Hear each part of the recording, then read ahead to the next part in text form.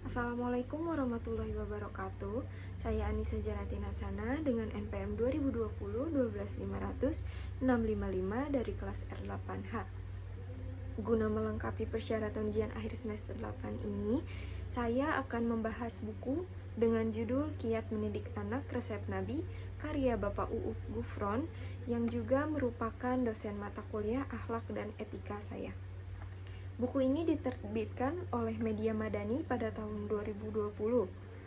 Buku ini membahas mengenai pentingnya pendidikan anak sejak dalam kandungan hingga dewasa kelak. Buku ini terdiri dari 8 bab dengan 118 halaman dengan tema pembahasan yang berbeda-beda dalam setiap babnya.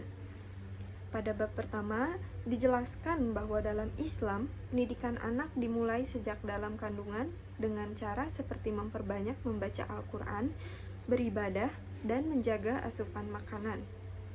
Orang tua juga wajib mengajarkan ajaran Islam terhadap anaknya. Anak adalah amanat yang harus dijaga dan harus ditanamkan kepadanya nilai-nilai tauhid dan akhlak yang baik dengan tujuan agar menjadi hamba Allah yang taat dan patuh kepadanya.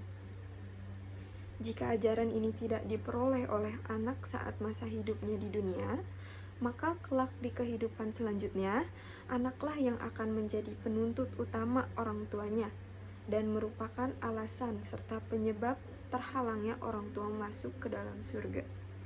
Rasulullah Shallallahu Alaihi Wasallam menekankan pentingnya bagi orang tua untuk terlibat mendidik dan mengasuh anak. Pada bab 2, dibahas bahwa pendidikan juga dilanjutkan setelah anak lahir dan memberinya nama yang baik, mencukur rambutnya, dan melakukan akikah serta mencontohkan perilaku yang baik.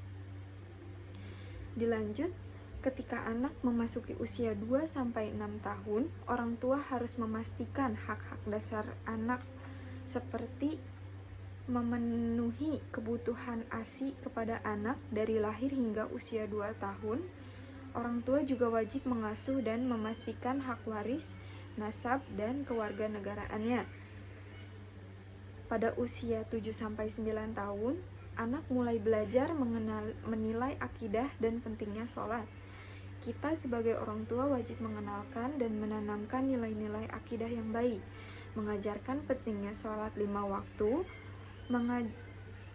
mengajarkan serta menanamkan tata cara sholat, meluruskan kesalahan hingga menanamkan nilai-nilai kehidupan Rasulullah Shallallahu Alaihi Wasallam. Dilanjut di pembahasan bab 4, saat anak mencapai usia remaja, yakni 10-13 tahun, mereka harus diajarkan kedisiplinan. Orang tua harus mengajarkan ibadah kepada anak dan menegaskan pentingnya nilai agama dalam kehidupan. Orang tua juga harus mengajarkan keterampilan fisik seperti berenang, berkuda, dan berpanah. Belajar mandiri dan bertanggung jawab, memberikan pemahaman tentang haid pada anak perempuan, dan ajaran untuk menundukkan pandangannya juga menjaga aurat. Selanjutnya, memasuki usia 14-18 tahun. Usia ini adalah masa kritis anak di mana mereka harus belajar tentang tanggung jawab dan menghindari perilaku negatif. Usia ini, anak mulai memasuki studi level sekolah menengah pertama sampai dengan lulus sekolah menengah atas yang kemudian disebut sebagai masa puber. Usia ini merupakan usia yang rawan karena menurut penelitian, kenakalan sosial akan terjadi di antara usia ini. Dilanjut pada pembahasan di fase usia dewasa muda, yaitu 18 tahun ke atas, di mana anak mulai membuat keputusan sendiri dengan bimbingan orang tua. Ada beberapa hal yang harus diperhatikan terkait membimbing anak di usia pranikah ini. Di antaranya yaitu mengajarkan untuk tidak berikhtilat dengan lawan jenis, mengajarkan wajib mandi dan sunahnya, pendidikan seks bagi anak dan yang hendak menikah, dan mengizinkan anak untuk menikah pada saat usianya mencukupi, serta mengajarkan hak dan kewajiban sebagai suami dan istri. Pada bab terakhir dibahas bagaimana Rasulullah Shallallahu Alaihi Wasallam mencontohkan bagaimana cara mendidik anak. Kita bisa menjadi orang tua, mertua, dan anak yang baik pula.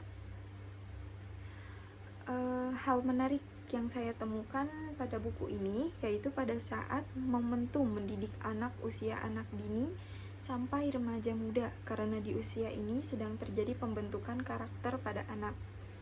Jika kita sebagai orang tua selalu mencontohkan perilaku serta kebiasaan yang baik pada anak, secara tidak langsung anak akan mengikuti apa yang dilakukan orang tuanya. Dalam buku ini juga kita dapat memahami bagaimana menjadi orang tua yang baik menurut ajaran Rasulullah Shallallahu Alaihi Wasallam dan memberikan hal terbaik bagi anak kita kelak. Buku ini juga memberikan paduan mendidik anak sesuai ajaran Nabi dari masa kandungan hingga dewasa menjelang pranikah. Buku ini juga mengajarkan kita untuk membentuk karakter anak yang baik di masa mendatang kelak. Cukup sekian dari saya. Mohon dimaafkan bila ada kesalahan. Wabillahi taufiq wal hidayah. Wassalamualaikum warahmatullahi wabarakatuh.